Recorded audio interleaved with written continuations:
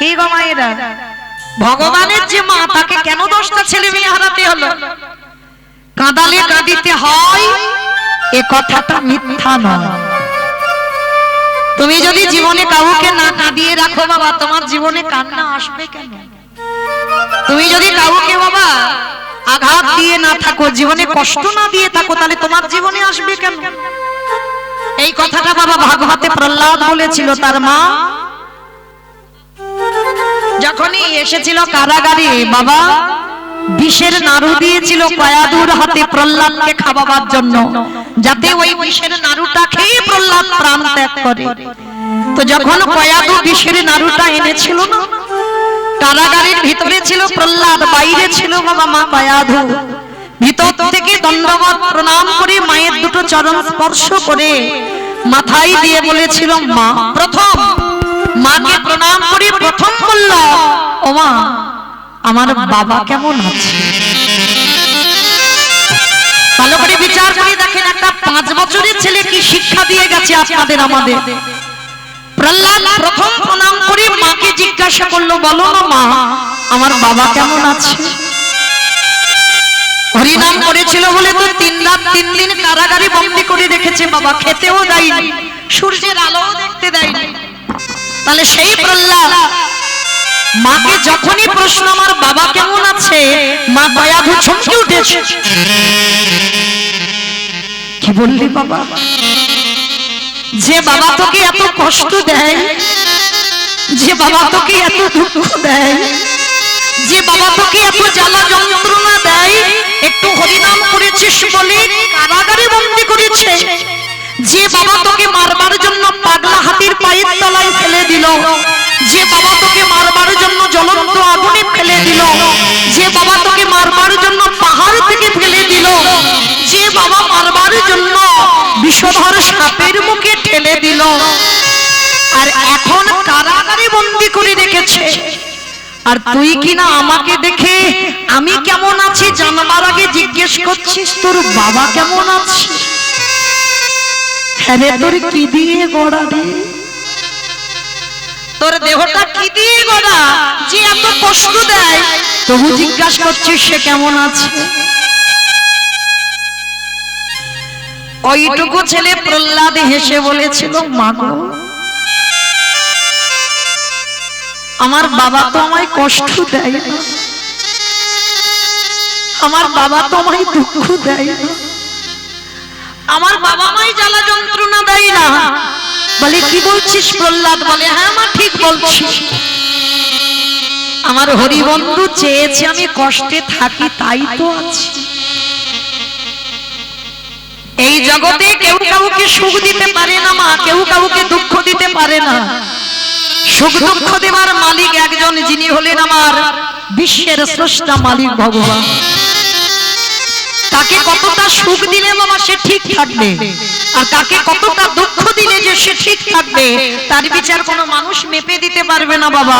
ভগবান সময় মতো তার ঘরে ঠিক পৌঁছে দেবে। কাকে কতটা দিলে যে ঠিক থাকবে, তাহলে মা জীবনে কোনোদিন ভুল করে কারোর কাঁধে দোষ চাপিয়ে দিও না, অমুকের জন্য আমার জীবনটা বরবাদ হয়ে গেল।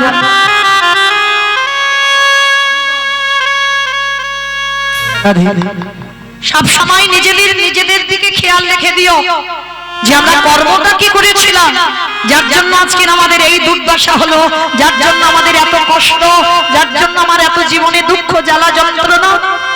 তাহলে কাউকে দোষ দিও না। প্রহ্লাদ শিক্ষা দিল সুখ দুঃখ দেবার মালিক একজন, যিনি হলেন আমার হরিবন্ধু। আজকের এই জগৎ সংসারে কেউ কোনোদিন বলো না মা, যেটা ভগবানের মা শিক্ষা দিয়ে গেল, মনিজান শিক্ষা দিয়ে গেল বাবা, 10টা সন্তান হারালো কেন? এই জায়গাটাই আমাদের জানতে হবে বাবা, খুব প্রয়োজন। যেমন মহাভারতে গান্ধারী 101টা ছেলে মেয়ে হারালো কেন? 108 জন্ম আগে একটা মাকড়সার ডিমকে টিপে মেরেছিল।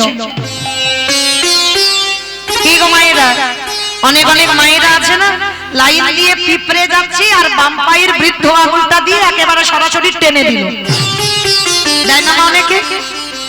তাহলে বিচার করে রেখেছো, গান্ধারীর মতো একজন নারী 108 জনম একটা মাকড়সার ডিমকে টিপে টিপে মেরেছিল, তার জন্য কুরুক্ষেত্রের মাঠে 101টা সন্তান সন্ততি প্রাণ হারালো। না জানি ভগবান আমাদের জন্য কি বিচার করে রেখেছে। হরি বল। ঠিক ওই রকম ভগবানের মা চৈতন্য মহাপ্রভুর মা শচী ঠাকুরানী একটা অপরাধ করে রেখেছিল, যে অপরাধের জন্য বাবা যতবার জন্ম নিয়েছে ততবার সন্তান হারাতে হয়েছে। অনেক অনেক মায়েরা আছে দেখবেন এই সমাজেও পাওয়া যায়, যতবার গর্ভে সন্তান ধারণ করে ততবার মারা যায়। সন্তান গর্ভে ধারণ করতে পারে না কেন? কর্মফল। যত ডাক্তার বৈদ্য কবিরাজ করো না কেন, হবে না কেন? শাস্ত্র বিধান দিয়ে গেল। চৈতন্য মহাপ্রভুর মা 10টা ছেলে মেয়ে হারিয়েছে, কেউ কোলে নেই। শেষের দিনে কেউ যে মা বলে ডাকবে, মা বলে ডাকার মতো ছিল না। তাহলে ভগবানের মা বাবা কি পাপ করেছিল এটা জানতে গেলে আমাদের যেতে হবে বাবা একটু ত্রেতা যুগ। এই ত্রেতা যুগে বাবা যেদিন রামচন্দ্র বনবাসী যাবে। আর একটা কথা বলি মা, এই মা যদি হতে হয়, এখানে অনেকে আছে জগতে সৎ মা আছে না বাবা? সৎ মা অনেক অনেক বাড়িতে আছে সৎ মা। আচ্ছা আগে বলো তো দেখি, সৎ মা মানে ভালো মা না খারাপ মা?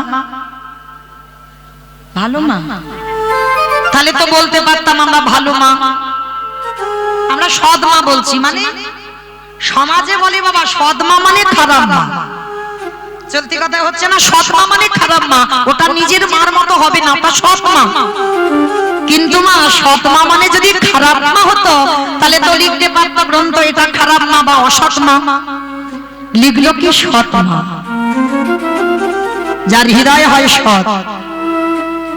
সৎ মা সবাই হতে পারবে না বাবা, অত সোজা নয়। সৎ মার চরিত্র কেমন হবে জানো? সন্তান জন্ম দিলে মা নয়। আমরা অনেকে আছি, আমিও একজন মা, আমরা অনেকে আছি সন্তান জন্ম দিয়েছি মানে আমি মা না। যদি তোমার মধ্যে মাতৃত্ব না থাকে, যে আমার ছেলেটা শুধু আমার ছেলে আর অন্যের ছেলেটা ছেলে নয়। কি মায়েরা অনেকে আছে না এই বিভেদটা করে দেয়, এটা আমার ছেলে আর অন্যের ছেলেটা সেটা আমার হবে কেন? কিন্তু না, যারা শাস্ত্র জ্ঞানী হয় বাবা, যারা গ্রন্থ পড়বেন বা শুনবেন বা যারা কীর্তন বোঝেন, মা যদি হতে হয় কইকেই মায়ের মতো মা হয়। একবারও ভেবে রেখেছেন বাবা? রামচন্দ্র বনে যাবে, 13 বছর বলল না, 12 বছর বলল না, 10 বছর বলল না, একটাই কথা বলেছিল, কইকেই মা রাম যাবে 14 বছর বনবাস। কি মা আপনারা জানেন তো? 14 বছর বলেছিল তো, 12 বলেনি, 13 বলেনি, 15 বলেনি, কিন্তু 14টা বললো কেন? 14 বছর বললো কেন? একটু বেশি বললে হতো না, কম বললে হতো না? হবে কি করে গো? এটাই তো কারণ। কারণ রামের আবির্ভাবের আগে, রামের জন্মের আগে বাবা সূর্যবংশে একটা অভিশাপ দেওয়া ছিল, যে সূর্যবংশে যদি কোনোদিন পুত্র সন্তান আসে, সেই সন্তান যদি 25 বছরের আগে রাজ সিংহাসন পায়, তৎক্ষণাৎ তার অপঘাতে মৃত্যু হবে। দশরথ কথাটা শুনে মা হেসে উড়িয়ে দিয়েছিল, হায় রে, আমার এই অযোধ্যায় কোনো সন্তানই তো নেই, সূর্যবংশে কোনো পুত্রই নেই, আর মরবে কি, আর রাজ্য অভিষেক হবে কার?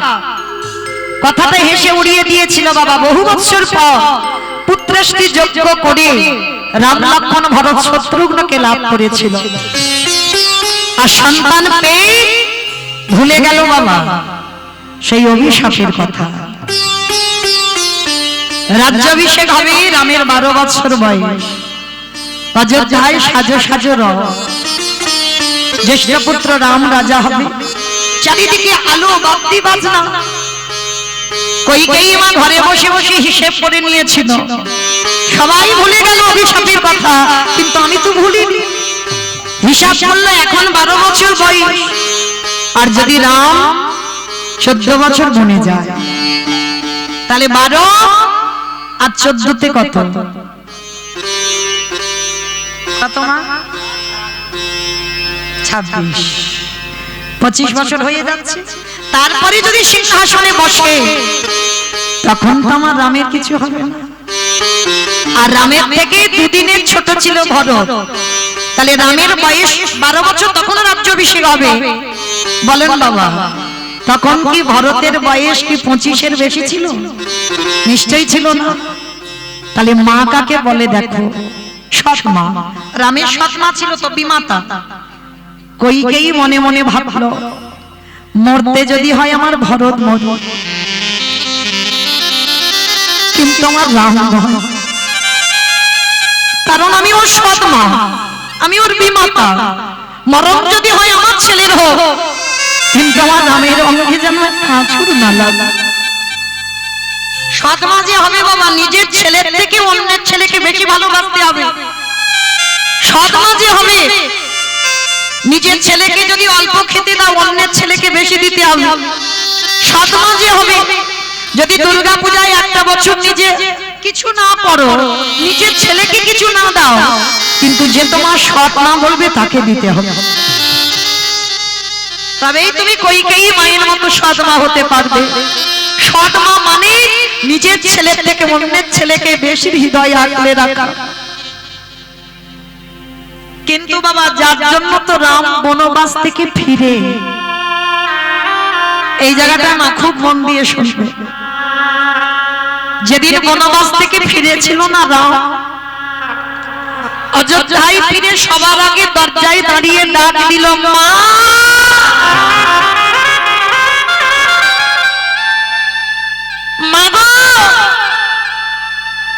যেই নাম মা বলেছে, সঙ্গে সঙ্গে বাবা কৌশল্যা মানে রামের মা, কৌশল্যা ছুটে এসে বলছে, রাম এই তো বাবা, আমি তোর মা, আমায় ডাকছিলিস?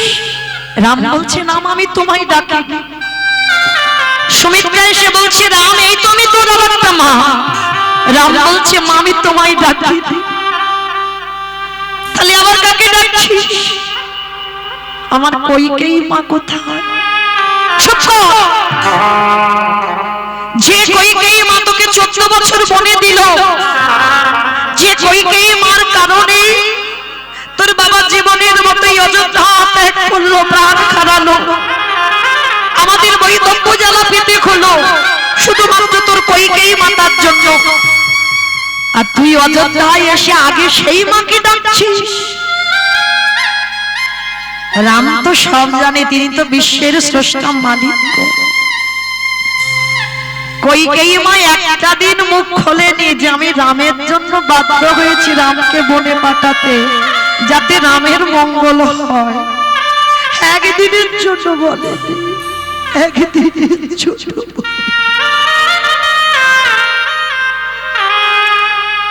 রাম বলে উঠেছিল, বলো না আমার কইকেই মা কোথায়? বলে, তোকে বনবাসে দেবার অপরাধে, তোর পিতৃ বিয়োগ হয়েছে, সেই অপরাধে তাকে কারাগারে নিক্ষেপ করা হয়েছে। আর ভরত চিরজন্মের মতো তার মাকে ত্যাগ করে দিয়েছে। রামচন্দ্র ছুটে গেল বাবা সেই কারাগারের দরজায়। কইকেই মা দশা দেখো, কেঁদে কেঁদে না চোখে আর দেখতে পায় না।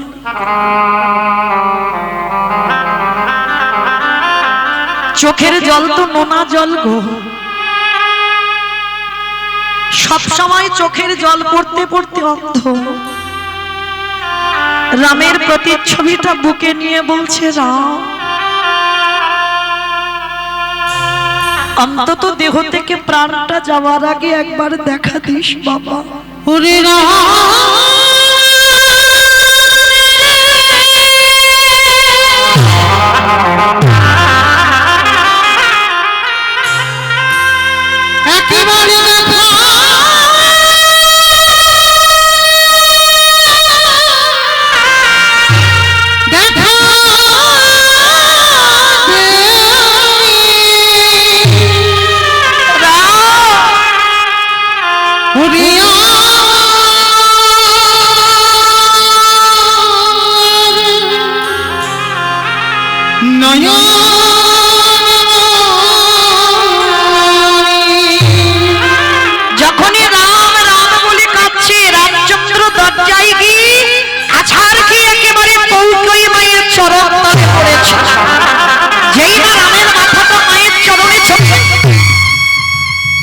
কে কি আমায় এমন করে পরশ করতে আমার দেহটা শীতল হয়ে গেল? কে তুই? সর্বাঙ্গে হাত বোলাচ্ছে, চোখে দেখতে পাচ্ছে না। রাম বলে উঠল, মা আমি তোমার রাম। রাম এসেছিস বাবা, এসেছিস? আমি বলিনি বাবা, যত কষ্ট যত দুঃখ আমি পেয়েছি আমি বলিনি, তোর মঙ্গলের জন্য আমি তোকে বনে পাঠিয়েছি। রামচন্দ্র মায়ের চরণ দুখানা হৃদয়ে জড়ায়ে ধরে বলল, মা গো আমার জন্য তোমার এত ত্যাগ, বলো বলো মা তুমি আমার কাছে কি ধন চাও? যেই না বলেছে কইকেয়ীকে, বলো মা তুমি কি চাও? কইকেয়ী মা কেঁদে বলল, খোকারে আমাকে একটি বাড়ির জন্য দৃষ্টিটা ফিরাইয়ে দে। এই প্রাণ পাখি যাবার আগে একবার যেন নয়ন ভরে তোকে দেখে যেতে পারি। রামচন্দ্র ওই করুণা সিন্ধু ভগবান করুণার হাতটা যেই না নয়নে বুলাইয়ে দিল, পরশ মনের পরশে যেমন লোহা সোনা হয়, আমার রামচন্দ্রের পরশ পেয়ে মায়ের দৃষ্টি ফিরে এলো। যেই না সাক্ষাতে রামকে দর্শন করল, কইকেয়ী মা বলল, খোকারে এইবার তোর চরণে আর একটা ধন চেয়ে রাখলাম, আমার কি চাও? দে বাবা দে দে, আমার অন্ধ করে দে, আমি আর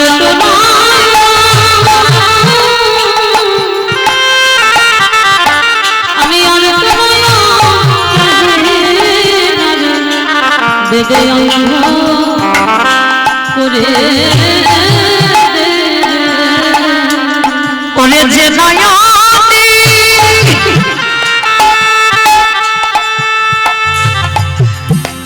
যে নয়নে একেবারে কৃষ্ণ দর্শন আমায় দে দে অন্ধ করে। যেই না বাবা আমার অন্ধ করে দিল, রামচন্দ্র বলছে, বলো মা কি চাও? রাম রে দিতে যদি হয় একটা ধনে দিস, এই জন্মে আমি তোর বিমাতা হলাম, আমি তোর সৎমা হলাম, এর পরের জন্মে যদি কোনোদিন আমার প্রতি কৃপা থাকে, এর পরের জন্মে আমি তোর সৎমা হতে চাই না। রাম রে এর পরের জন্মে কথা দেবা আমার কোলে পুত্র রূপে, পুত্র রূপে বসে আমি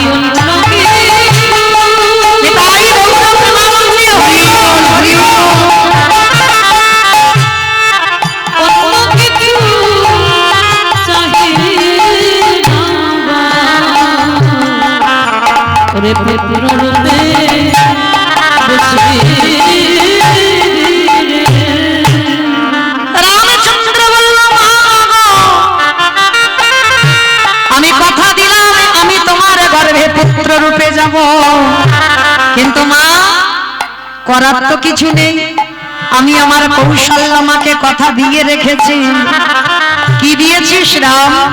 যেদিন আমি 14 বছর বনবাসী হব, সেদিন আমার মা আমাকে একটু দুগ্ধ খাওয়াতে এলো, তুমি দুধের বাটিটা ফেলে দিয়ে বলেছিলেন এই অযোধ্যায় রাজমাতায় আমি, আমার ছেলে রাজা, তাহলে আমার রাজ্যের দুধ রাম খাবে আমার অনুমতি ছাড়া? তখন আমার মা কৌশল্যাকে দে বলেছিল, রাম কথা দে বাবা এর পরের জন্মে আসবে বটে, কিন্তু যেদিন এর পরের জন্মে আসবি কথা দে না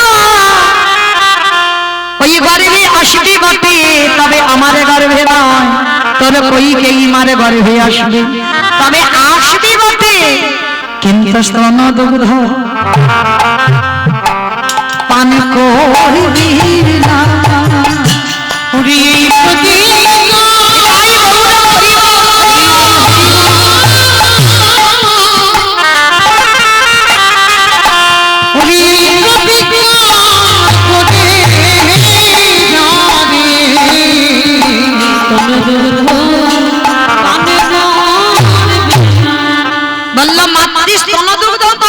না। আর কৌশল্যা অভিশাপ দিয়েছিল কইকেই, আমার রাম 14 বছর বনে গেল, আমি রামকে হারালাম 14 বছর পরে আবার কোলে পাবো, কিন্তু আমি সত্যি যদি রামের মা হই, আমি তোকে অভিশাপ দিলাম যতবার তুই সন্তানের জননী হবি ততবার তোকে সন্তান হারাতে হবে হবে হবে। সবাইরা এই কথাটা জানবার জন্য এত দূরে আসা, এবার একটু মিলিয়ে নেন। সেই রামের মা কৌশল্যার অভিশাপে কইকেয়ীকে 3 বার জন্ম নিতে হয়েছিল, আর যতবার জন্ম নিয়েছে ততবার সন্তান হারিয়েছে। দেখো, প্রথমে জন্মে হলো দেবকী, ওই দেবকী হয়ে কংসের কারাগারে ছোটি ছোটি পুত্র সন্তান এলো, কংস মামা কারাগারে তাদের পাশানে প্রাণ নিয়ে নিল। সপ্তম গর্ভে এলো আমাদের বলরাম, ওই বসুদেবের প্রথমা পত্নী রোহিণীর গর্ভে চালনা করতে হলো। অষ্টম গর্ভে এলো আমার কৃষ্ণচন্দ্র, ভাদ্র কৃষ্ণাষ্টমী তিথিতে বাবা বসুদেব মাথায় করে নন্দালয়ে রেখে এলেন। আমার হিসেবগুলো করে রাখবে। প্রথম জন্মে দেবকী হয়ে 8টা চলে গেল, কেউ কোলের কাছে রইল না, কেউ মা বলার মতো রইল না। শেষের দিন হয়েছিল কি না 8টা চলে গেল। তাহলে সেই কইকেই হয়েছে দেবকী প্রথম জন্ম। দ্বিতীয় জন্ম কথাই হলো ওই জগন্নাথ ধাম পুরী ধাম লীলাচল, ইন্দ্রদম্ন রাজার স্ত্রী যার নাম হলো গুন্ডিচা মা। ও মায়েরা, গুন্ডিচা মা জগন্নাথের কাছে কেঁদে কেঁদে 18 বার বলেছিল, আমায় পুত্র দাও, পুত্র দাও, পুত্র দাও, পুত্র দাও। যতবার বলল একটা একটা করে 18টা সন্তান দিয়েছিল। কিন্তু মায়েরা সেই 18টা সন্তান পেল বটে, কিন্তু একটাও ছেলে বাবা ধার্মিক নয়। সকাল হলে কান পাতা দায় হয়ে যায় ছেলেগুলোর জন্য। ইন্দ্রদম্ন রাজা গুন্ডিচা মা জগন্নাথের কাছে গিয়ে কাঁদলো, হে জগন্নাথ, ছেলে চাইলাম, এমন ছেলে দিলে যে সকাল হলে কান পাতা দায় হয়ে যাচ্ছে। বলো না, আমার এই 18টা ছেলে উদ্ধার হবে কি করে? ভগবানের কাছে জানিয়ে রাখলো, আর জানিয়ে রাখার পর আজকের কি করেছে জানো? ইন্দ্রদম্ন রাজা, এখন যারা আমরা যাই পুরী ধামে, এখন তো বাবা জগন্নাথের 3খানা রথ, কিন্তু জগন্নাথের 3টে রথ নয়, জগন্নাথের 6খানা রথ। ওই যে বাবা 18টা ছেলে রক্তেতে তো 18 নালা, হ্যাঁ, ওই যে 18 নালা, ওই যে নদীটা, ওটাতে ব্রিজ ছিল না, ব্রিজ তো পরে হয়েছে। নৌকাতে করে যাতায়াত হতো, মানে নৌকার নদীর ওই পারে 3খানা রথ, আবার নদীর এপারে এলে 3টে রথ, মানে মোট 6টা রথ। তা ইন্দ্রদম্ন রাজা মনে মনে সিদ্ধান্ত নিয়েছিল বাবা যে আমি এই নদীর উপরে একটা ব্রিজ বানাবো, নদীর উপরে একটা ব্রিজ হবে। তো লক্ষ্য করেন বাবা, ব্রিজটা হবে বটে, এখনো কথিত আছে বাবা অনেক অনেক ব্রিজে নরবলি দিতে হয়। আমার থেকে আপনাদের অভিজ্ঞতা বেশি বাবা, অনেক ব্রিজে মানুষের রক্ত দিতে হয়, তারপরে ব্রিজ তৈরি হয়। তো আজকের এই ইন্দ্রদম্ন রাজা যতবার ওই ব্রিজ তৈরি করে বাবা, সকালবেলা বানায়, রাত্রিবেলা ভেঙে সব নদীতে মিশে যায়। তা যখনই মিশে যাচ্ছে ইন্দ্রদম্ন রাজা গিয়ে কাঁদলো, হে জগন্নাথ, আমার কি এমন অপরাধ? আমি তো আমার জন্য না, যাতে সমাজে সবার ভালো হয়, সুবিধা হয়, তার জন্য আমি ব্রিজ বানাচ্ছি, কিন্তু কিসের জন্য হচ্ছে না? দৈববাণী করলো ইন্দ্রদম্ন, ব্রিজ তখনই হবে ওই প্রতিটা ডিমের মাথাতে বাবা নরবলি দিতে হবে, মানে একটা একটা করে মানুষের মাথা। ইন্দ্রদম্ন রাজা কেঁদে উঠল, জগন্নাথ, আমি যতগুলো ডিম তৈরি করব, আমি অত ছেলে পাবো কোথা থেকে?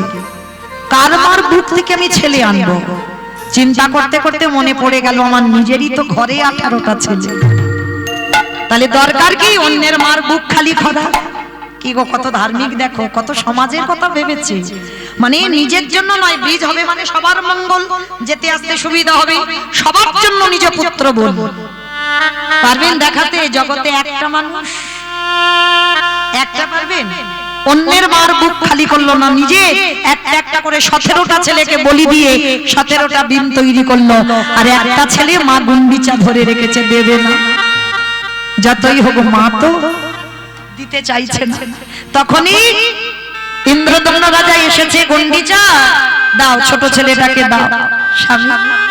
17টা ছেলেকে নিয়ে নিয়েছো, কিছু বলিনি, তোমার ধর্মের কাজে আমি জীবনে বাধার সৃষ্টি করিনি, তবে আমার এই ছোট ছেলেটাকে নিও না, একটা মা বলার জন্য রেখে দাও।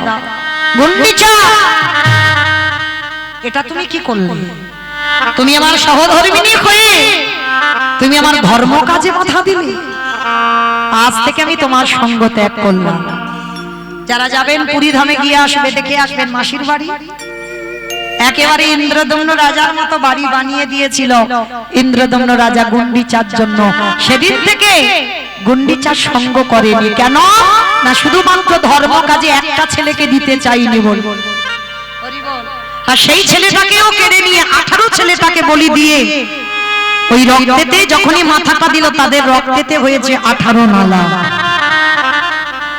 জগন্নাথ ইন্দ্রদম্ন রাজা স্ত্রী গুন্ডিচা মায়ের কাছে কেঁদে বলেছিল, মাসি কথা দিলাম, এই যে ধর্ম কাজের জন্য তোমার 18টা ছেলে বলি হলো, কথা দিলাম পৃথিবী যতদিন থাকবে, যতদিন এই ধরিত্রী থাকবে, আমি 9টা দিন তোমার কোলে এসে তোমার হাতের রান্না সেবা করব। এত মহামারী হয়ে গেল বাবা, জগন্নাথের আশা আটকানো যায়নি মাসির বাড়ি। জগন্নাথ মাসির বাড়িতে এসেছে, 9টা দিন ওখানে থেকে আবার উল্টো রথে গন্তব্যস্থলে ফিরেছে। তা এই 18টা ছেলেকে বলি দিল কেন বাবা? এখানে প্রত্যেকের মনে একটা প্রশ্ন, যিনি জগন্নাথ জগতের নাথ, এত বড় বিধান যে 18টা ছেলেকে বলি দিল, এটা কি অপরাধ নয়? বলছে না, অপরাধ নয়। কি গো, সব মৃত্যুতে অপরাধ নয়, 18টা ছেলেকে নিজের হাতে বাবা বলি দিল, এতে অপরাধ নয়। কেন? ওই যে গুন্ডিচা মা গিয়ে কেঁদেছিল, আমার 18টা ছেলে মুক্তি পাবে কি করে? বাবা নিজের হাতে কেটে মাথাগুলো ওই ব্রিজে দিয়েছে। সাধু গুরু বৈষ্ণব যখন ব্রিজের উপরে দিয়ে যায়, একজন শুদ্ধ ভক্তের চরণ ধুলা যদি 18টা ছেলের মাথায় পড়ে, তাদের পূর্ব গুরু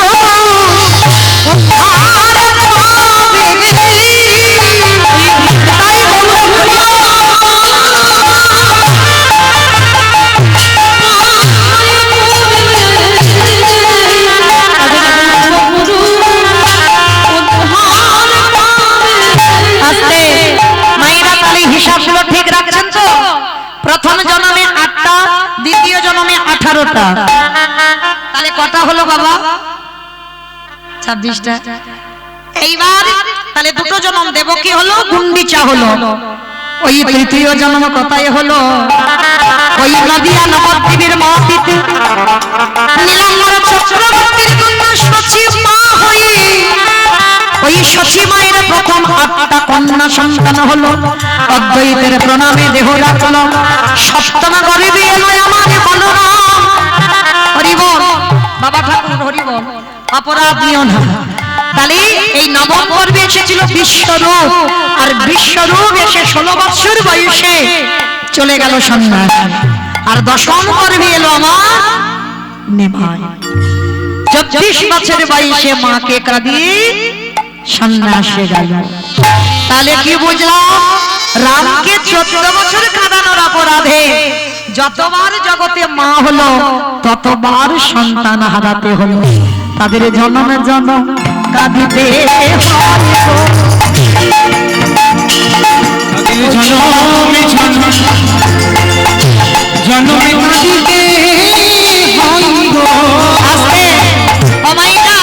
জনম জনম কাঁদতে হবে। ভালো করে ভেবে দেখেন, তাহলে কর্মফল ছেড়েছে তার মাকে। ভগবান তো মনে করতে পারতো ওটা আমার মা, আমার আপনজন। মানে আপনজন বলা ভুল, আমি যার কোলে এসেছি একটু পাপ কি ক্ষমা করে দেওয়া যায় না? কত সোজা নয়। ভগবান বিধান দিল, কেউ এখানে আমার আপন নয়, কেউ এখানে আমার পর নয়। ডাকার মতো যেজন ডাকে, যে স্বয়ং ধর্মকে আঁকড়ে ধরে, স্বয়ং ধর্ম তারে রক্ষা করে।